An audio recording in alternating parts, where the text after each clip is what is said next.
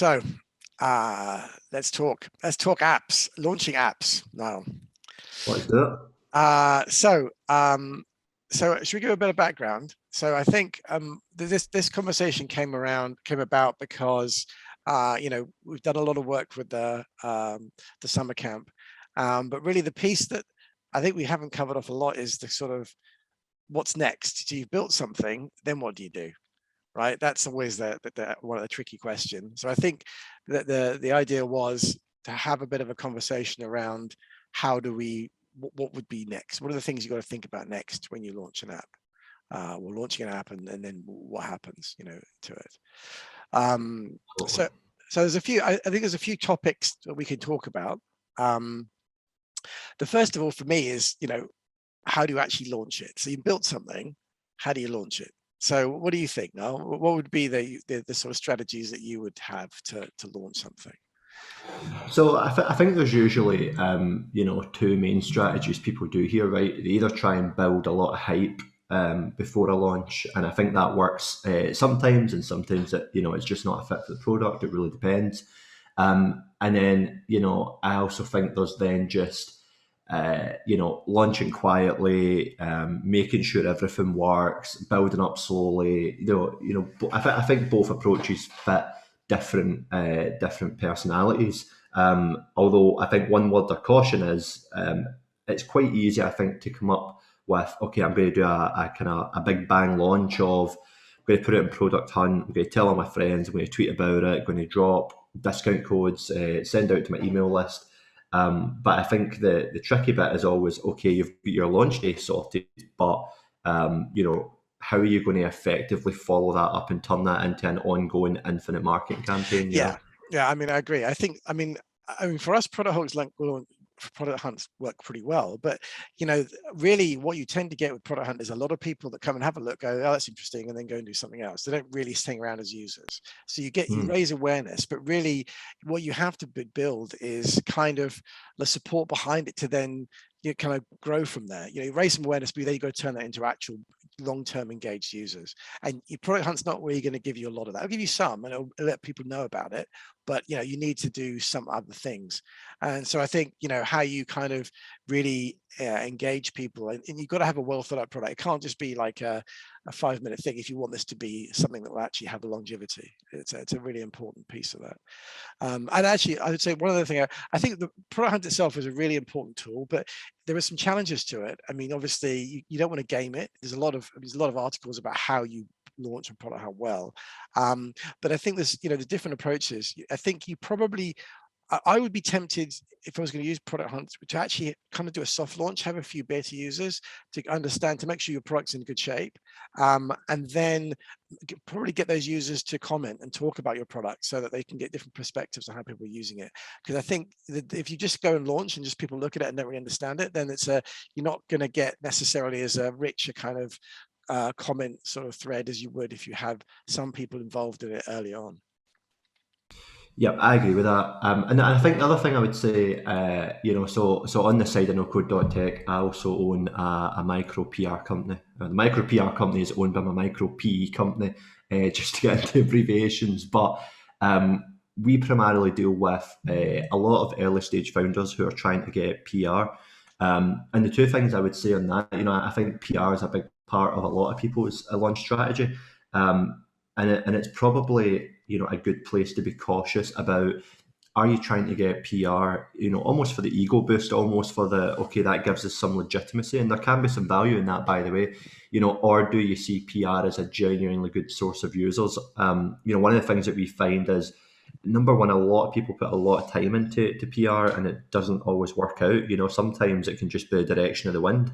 Last year, for example, between March and August, trying to get anything about startups published was a nightmare because, if it didn't relate to COVID or Black Lives Matter or any other major things going on in the world, it just wasn't going to get a lot of airtime.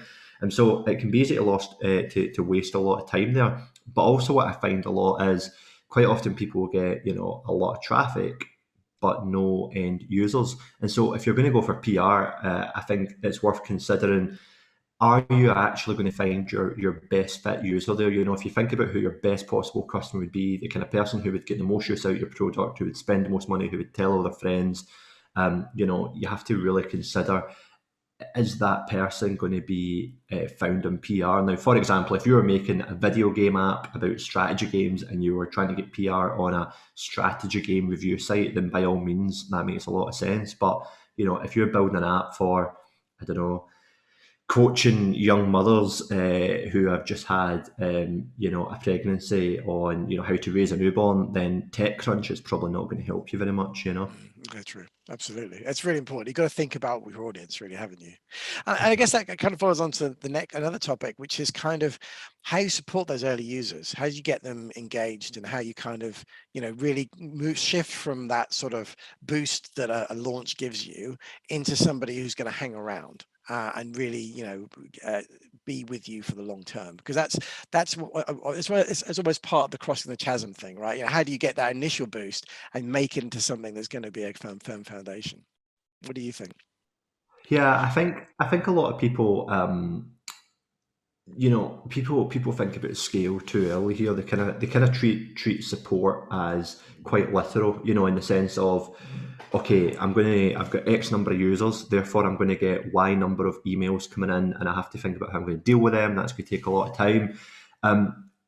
Instead, I think, and certainly the philosophy that we've tried to adopt at NoCode.Tech is to do in the early stages, to do as little automation of that as possible and just get stuck in. There's a kind of old trope that, I guess, an unhappy customer or a customer complaint is the best opportunity that you have to create a lifelong, really happy, really loyal customer. And I think it's just that opportunity where, support is essentially a free way for you to build, genuine. I was going to use the word engagement, but engagement is almost not a genuine word. It's just a way for you to genuinely build a friendship or a communication line with your customers. It's a really good opportunity to actually show them that you're human, show them there's someone behind the brand that cares. And often you can make their day by taking 2 minutes of yours. And I think that is what starts to build loyal customers. That then gives you testimonials, more social proof, more word of mouth, and it begins to Yeah, flywheel. I completely agree. I mean, I think authenticity is super important. There needs to be some sort of personal touch beyond just the functions, the website, the apps, whatever you're building, right? I mean, it needs to be some connection there.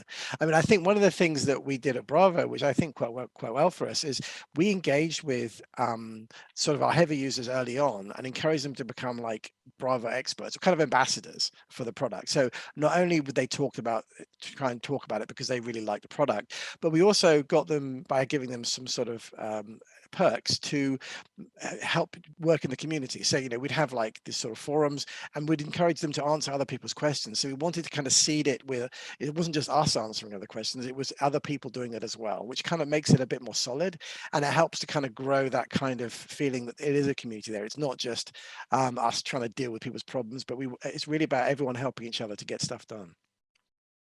Yeah, I really like that. I really like that. And how did you actually get people to do that? Was that difficult, or were people kind of just naturally willing to jump in? I mean, I know I always preface any of this stuff to say I'm not saying we're the world's expert in this, but what we did that worked for us was really just to kind of look at the people who were asking us questions or who are heavy users, and then we created this kind of like sort of group, these Bravo experts, and they would be kind of, they would have benefits to that. So like they would get better, they would get to test stuff earlier on.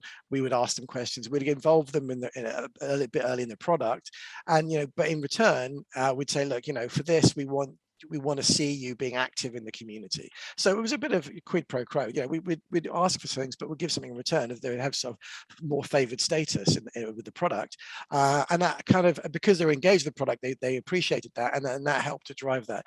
And actually, we've actually recruited some of them to do various things for us. So it's become quite a closer relationship where it's worked out, because obviously if they're engaged with the product, they love the product, then it's an easier conversation to have if we want to then do something more concrete later on. Yeah, I love that. I love that. That's a really, really nice approach. I think with the kind of community building stuff and all that kind of thing, again, I think a lot of people rely on it as a way to support customers, and it can be quite difficult to kind of get it going. You know, I see it a lot actually with no-code tools, where the primary way of support is through the forums, and if no one's chipping in and no one's Yeah, helping, then you it can just start to ends. feel a lot, Yeah, it why? becomes like, it's kind of like the tumbleweeds start coming across, right? It's a very quiet place. It's not really, it's not a very active. I mean, trying to, and that's always a challenge. You've got to seed it somehow, and it's either very expensive, but trying to bring people in, I think is, I mean, I know there's probably lots of ways of doing it, but I think really trying to get that community working is a critical piece. And I guess that for me, that kind of leads on to the next thing is like, how else do we grow the user base, right? You know, what are the techniques you've seen to go, okay, we've got some users in, we've got a few active users. Now, how do you then push it to the next level? How do you really keep and keep driving it forward? So this is a hard bit of any business, and I think especially I was talking about this yesterday actually. You know, over the last 10 years, for me it's kind of flipped around, right? You know, building a product is no longer the hardest bit, and you know, for everybody going through summer camp, you know. You've spent a lot of time learning and sort of figuring out how to build apps, and it is a hard thing, but distribution can often be you know, even more tricky to get right and to really get started in. But the good side of distribution, I think, is once you figure it out, once you figure out how to grow, quite often it'll just start to carry itself. And so, you know, I think for me, so if I look at NoCode.Tech first of all, and the way that we grow, you know, we primarily grow through SEO, and and we do a little bit of social, a little bit of email marketing. We get a good, you know, amount of kind of referral traffic and stuff like that. But you know, if you take SEO as a channel, first of all, I think it's an amazing channel because you put a lot of effort in first, and then that pays dividends forever. You know, we probably did the most. We always work in SEO, right? But we probably put the most effort in back in 2019. And so I can go take, you know, 4 weeks off at the minute, and that traffic channel will continue to grow. And I think when you're building traffic, when you're growing your user base, it's important to think, you know, at the end of the day, you've got a fixed amount of time. You can only put it somewhere. So you may as well put it somewhere where the marketing is also going to happen while you sleep, and not just while you're actively Yeah. in marketing mode. But I think for us, you know, SEO is quite a daunting topic. There's lots of experts, there's lots of, you know, different information and all that kind of thing. And I've kind of went through a bit of a curve where I started out thinking, oh my God, I don't know anything. I'm just going to put content out there. Then I got really involved in that, okay, you know, I'm going to go into all the technical SEO and make sure everything's optimized within an inch of my life, etc., etc. And I think over time, I've just kind of realized all I need to do is make content that is better than, you know, the other results in Google in terms of, you know, Yeah. quality and information. And that's kind of it, you know, that's as complicated as SEO gets. I mean, I think that's a really good point. I think you can over optimize this. I mean, there's the challenge when you do that is you end up situations where they change the algorithm and it completely blows apart your strategy, because the thing you've really optimized for then again gets kind of marked down, and you get punished for it. So there is SEO is a really tricky thing to get right. And I think for me, the way you can always win is by having great content. I mean, if you do that, you've got to have a solid foundation. You can tweak it and optimize it a bit, but I think that needs to be a core piece in this. I mean, again, with Bravo, we've really focused on video because Bravo is a very visual product. We've really been pushing sort of our YouTube content to try and get traction, and I think that's really helped us. But it's a very difficult, because there's so much competition out there. It is hard to get right and to do well. And I think, you know, the way you really win, I mean, for a product, I think you really win by having a great product. I mean, I think that again, it's like having great content. If you have a great product, people will talk about it, they'll share it, and that acts as a great foundation for which you then build on and do other stuff around. But yeah, I think having some stuff where you're providing value is got to be a driver for all this sort of activities, because that's what will keep people interest high.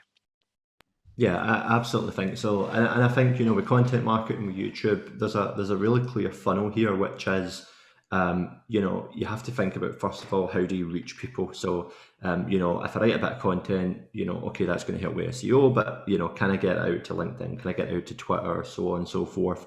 And then I think you have, you know, you then want to explore your avenues for actually building a bit of authority, building a bit of trust. So, you know, let's say I have a company that I don't know, as a SaaS for, I'll go back to my young mothers example. I've got a SaaS about helping young mothers, schedule baby feeding or something. Clearly, I don't know a lot about babies and or what the needs would be.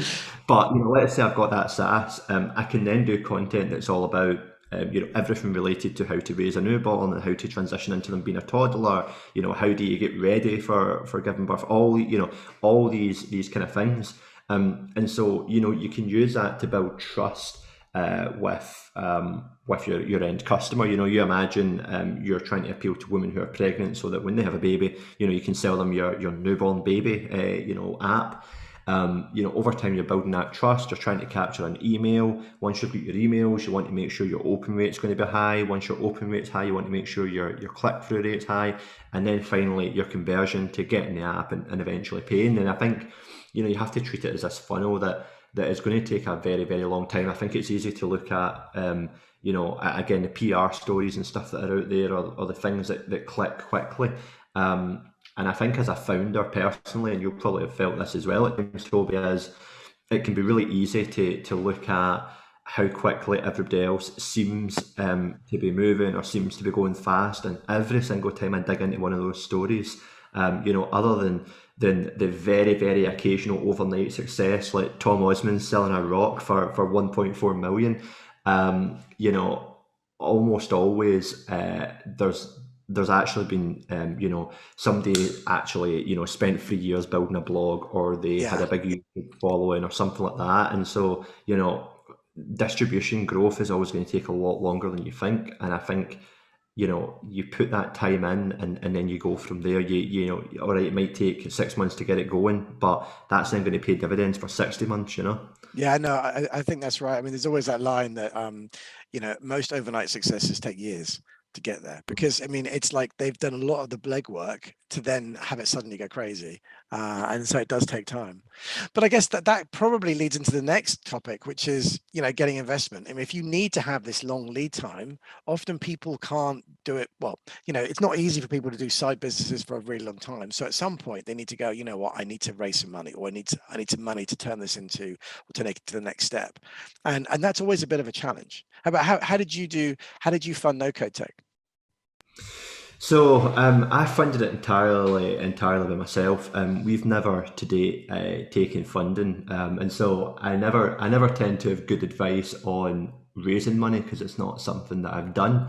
But I think the caution I would kind of add in there is, I hear a lot of people on NoCode.Tech who are building an app and who assume they need funding. They kind of say, okay, well, I'm building an app, then I'm going to raise funding. And it's like, that's a default and immediate. And I think that's really still part of the startup culture out there, where it's kind of like, if you don't raise funding, are you even a real company? At NoCode.Tech, we've built a 6-figure business. Is it 7 or 8 or 10 figures so far? No, maybe in the future. But we've managed to get a ton of traffic and a ton of customers from bootstrapping, from taking our time. All right, we started that journey 4 or 5 years ago, and really started it in earnest in 2018, but kind of 3 years ago. But I guess what I'm trying to say is there is a route there that doesn't involve funding, and I think as well, you're going to be in a much better position to get a lot of money on your terms if you're showing up with traffic, with revenue, with some progress, and you just want to use funding to supercharge that. I mean, I've raised money, and I completely agree with you. Not raising money is the best way of doing forward. It's harder, but look, I mean, the rewards are much bigger. I mean, look at MailChimp, right? And that's never taken outside funding, and it's sold for $12 billion. So it's doable. It's very hard. I mean, obviously, you really need to be careful about what you do and keep your costs really under control, particularly around acquisition and stuff. But I would say that there are some businesses you need to do it, and some industries or sectors you have to go in. You need to raise money so you can pump in to raise the awareness. But if you can get away with not raising money, that's by far and away the best situation to be in. And there are some interesting models out there now. There's a VC in the States, and there's a few over here as well now. One of the States I know is called Indie.vc, and what they do is they offer a loan, so a convertible loan, 250K to get started. And then if you raise money later, then it converts into stock. So it can start out as a loan and convert to stock if you need to. And I think there's these hybrid models coming in now because it's now easy. So there's so much smaller barriers to entry. 20 years ago, you needed an enormous bunch of servers, you needed a bunch of sysadmins just to get anything up off the ground. Now you can hire servers, you can hire people to do all the different pieces you need on a very much a variable basis, so you can get going much earlier. So it's much easier to actually not raise money if you're very smart about it, and you look at every part of the business, and you do early prototyping, and no code tools can help as well. You don't need huge development teams to get going. So I think it's more possible than ever now to get off the ground, and you have these other funding options rather than actually selling equity. You can get loans, and there are there's a bunch of like micro acquire. There's a lot of companies now who are looking at these SaaS businesses and putting money into them in new ways. There's a lot of options out there, but as I say, the best way you can do it is not to raise money, because then you'll completely have the complete control. And then, if you need to, and then you've always got the option, because if you're profitable, that's the best position to be in, because you don't have to wait. You're not reliant on them hitting a deadline to raise money on, or you go under. You can wait until you find the right partner or the right opportunity to actually, do a deal. Yeah, I completely agree with that. And I think the other thing I would say in this, that's been a bit of a personal journey for me as well, is, a lot of people think about growth for growth's sake. And when I was a little bit younger, I was, when I first got into the startup world, I was like, right, I want to start a several £billion, startup. And then over time, don't get me wrong, like if someone handed me $1 billion tomorrow, I'm going to be a very happy man. But over time, I kind of started to think, and I had a bit of life experience, and started to think about, what's the life I want? Where do I want to live? What do I want to do every day? What do I want to drive? Where do I want to go on holiday? All these kind of things.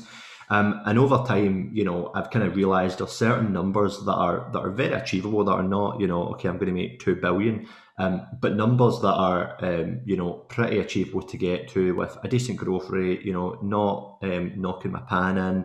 And that actually would give me a good quality of life. And I think, there's going to be a lot of people at the minute who are founders, who are running, 20 million a year or 100 million a year startups, who are probably taking home less than I do at No Code, simply because, when you run this big company, brilliant, you're making a lot of money, but you've got investors, you've got to pay your 30 staff, you've got all these massive bills, etc. And so, quite often, you're going to be making a decent, but a decent salary up until you eventually either exit or it never happens.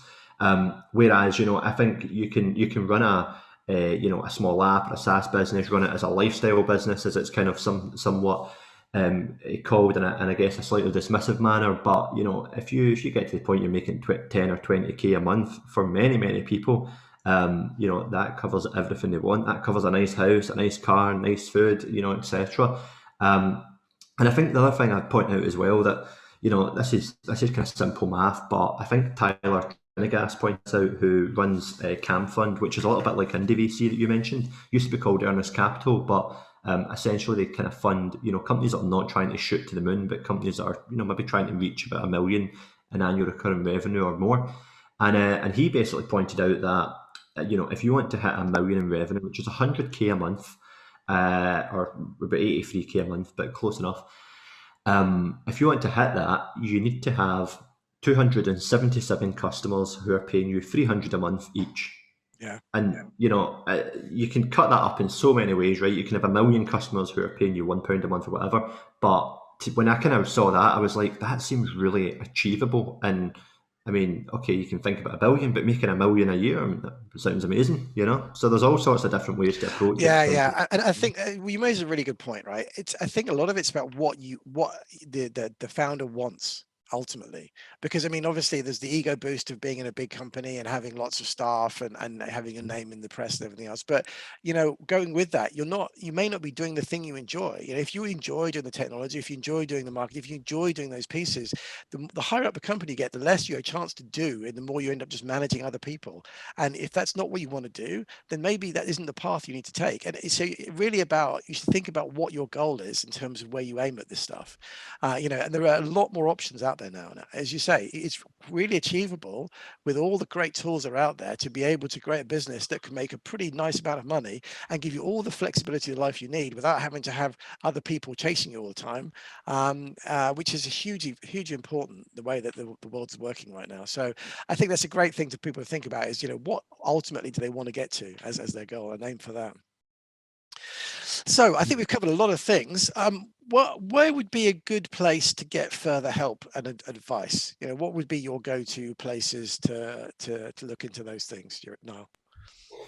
So yeah, I think there's a lot of places out there that are pretty helpful. A website that was quite helpful to me when I was kind of starting to get into NoCode.Tech and a few other things was indiehackers.com. So indie hackers is kind of people who, it's almost the antithesis of the VC startup model, kind of what we just talked about, right? Indie hackers is mostly filled with people who still have a full-time job. They're trying to start a company on the side.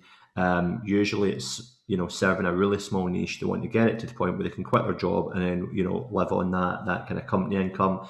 Sometimes there's successes in there that will turn into a really big business. There's companies on there who are making several hundred K a month or more.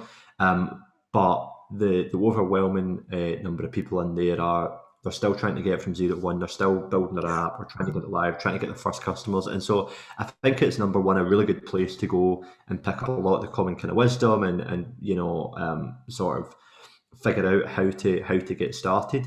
I think it's also a good place, inevitably when you're a founder and usually after you start to get some of your first customers, but you're not growing as fast as you like.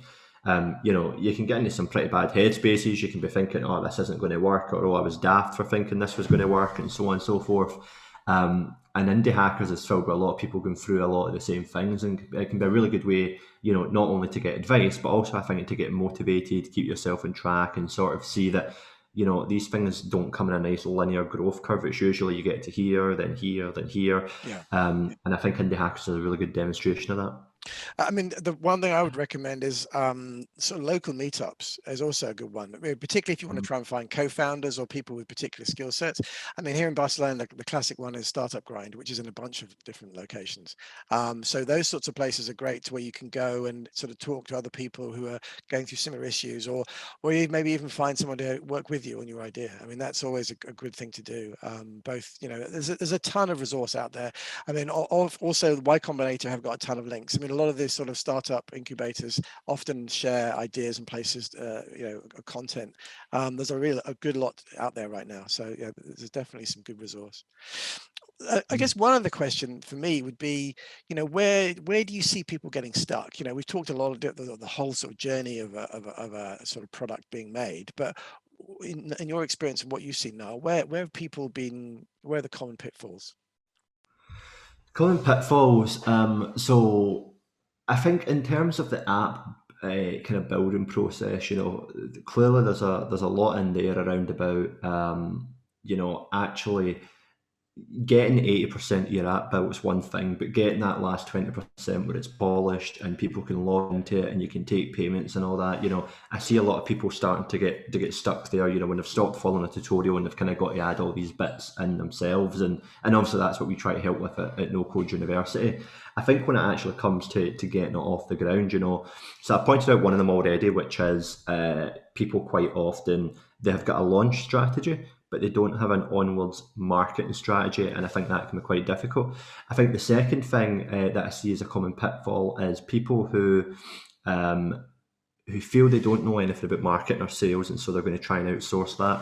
I've never seen anybody manage to hire a marketer or a salesperson and have it work out when they haven't already learned how to solve the problem. And so I've overall came to this view, which is, in the early days, and perhaps it even carries right into the multi-million stages or whatever, but in the early days, if you cannot figure out how to solve a problem, you're not going to be able to hire help to outsolve it. Now, maybe a consultant can give you some ideas, or maybe I'm sure your peers can give you ideas, and some of the stuff we mentioned, like Indie Hackers and meetups, can help. But if you don't know how to market, or at least get started in marketing your product, you're not going to manage to find someone who can or who wants to.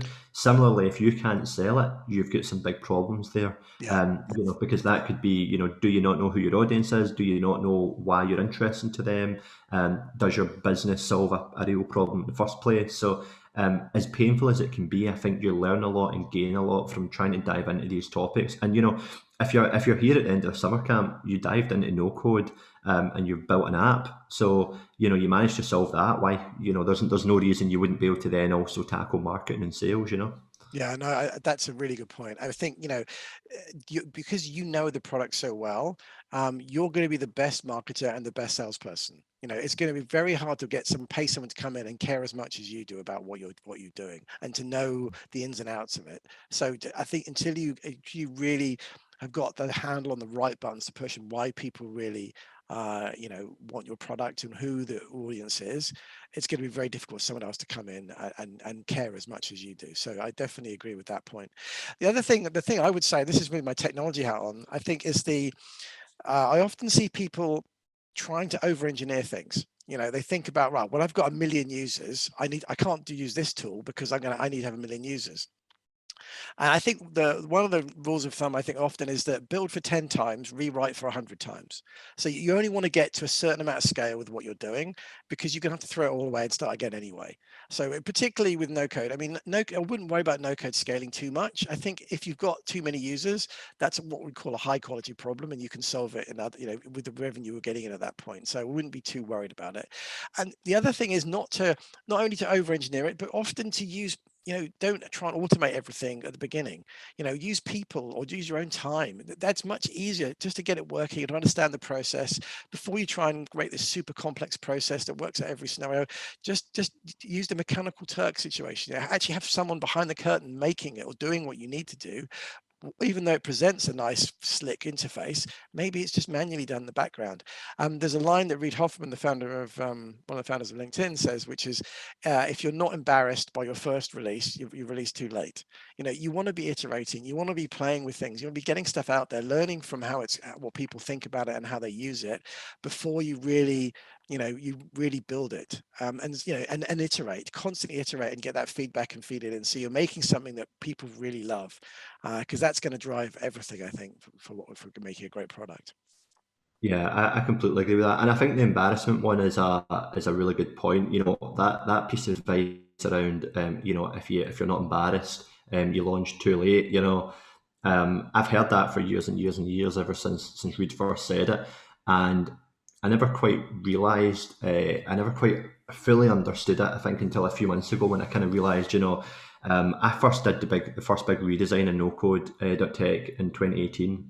And I have been continually embarrassed by either the whole site or something on the site until now. Even right now, I can probably think of 5 or 6 things that I'm like, I need to get some time to go and fix that, because it's embarrassing at this point. So many people are seeing that, and the design's not right, or the data needs updated, or some journey needs fixed. And I think one of the things you kind of have to master is getting it out there, really, really fast. I mean, even small things. So we launched our No Code University only kind of three or so months ago, and we've probably redesigned the interface now twice, because we spent 6 months building No Code University. We thought we had the interface perfect, and then the minute someone used it, like, I can't find anything. So I was like, okay, I need to go and redo that.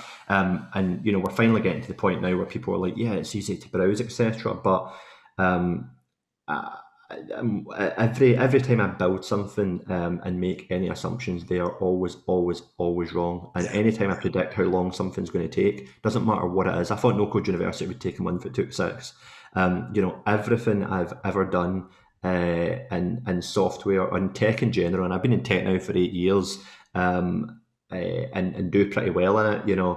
Anything I've done always takes longer, and so the best thing you can do is just get it out as quickly as you can with as little as you need, and then iterate on it from there. And usually people like that. Back to that whole support thing, and to your point about don't automate everything, don't make everything perfect. I've found that, again, having faults and just getting something out there and being pretty authentic about, look, I mean, I quite often say NoCode.Tech, I'm just one person, it's just me and there's Laura, our content lead. So yeah, things are going to be a mess, but people appreciate it because there's a human element. Yeah. There's a bit of authenticity, so it can work in your favor. Awesome. Well, I think we covered off a lot. I think all the things that I need to talk about. Is there anything else now that you think we should cover off before we finish? No, I think we've got a decent amount there. I think one other recommendation I would just make, because it's helped me a lot over the years, is there's a lot of really good books out there worth having a read of. There's The Lean Startup by Eric Ries, which is really good about the topic we just discussed 2 seconds ago around when to launch. And I think there's another good book I'd always recommend, by Justin Mayers and somebody else. I forget the other guy's name. I think it's Gabriel. But it's called Traction Book, and it essentially talks about the 19 different marketing channels you can use to get traction or growth for your startup, and both really useful books. Yeah, I mean, I'd second that. I mean, there's a ton of great content out there. I mean, I think the Lean Startup is a classic, and there's probably just looking through the recommendations of people who are out there. A lot of the VCs actually put a bunch of content out as well. So I would look for the sort of top VCs like Andreessen Horowitz or Sequoia, what they've published, because that's always a great thing. And Y Combinator as well. Y Combinator is always a good source of great stuff. Paul Graham's essays are super important for thinking about product and starting as well. So they're definitely a good read. I'd recommend. 100%, and the first round review, that is hands down the best VC website I think I've been on. Yeah, that's a really good one. Awesome. Well, great. Well, no, that's really super great talk to you today. Hopefully this has been useful for everybody who's listening. And let's see what you create after all this. Great stuff. Thanks to talk to you. Okay. Thanks, Toby. See you later.